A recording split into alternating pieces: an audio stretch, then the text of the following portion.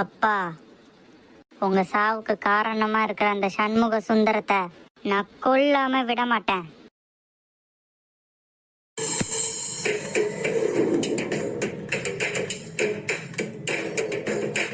Marudhu, கம்பத்துல bar open பண்றதுக்கான வேலையெல்லாம் ஆரம்பிச்சிட்டியா?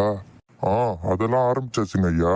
ஐயா, ஆனா ஒண்ணு, அந்த பாருக்கும் நம்ம தங்கச்சி சிந்தாமணி பேரை தான் வைக்கணும். அட, தங்கச்சி மேல அவ்வளோ பாசமா?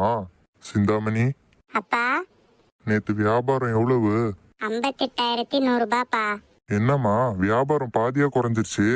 அப்பா, இந்த சபரிமலை சீசன்னாலே வியாபாரம் பாதியா குறைஞ்சிரும்பா.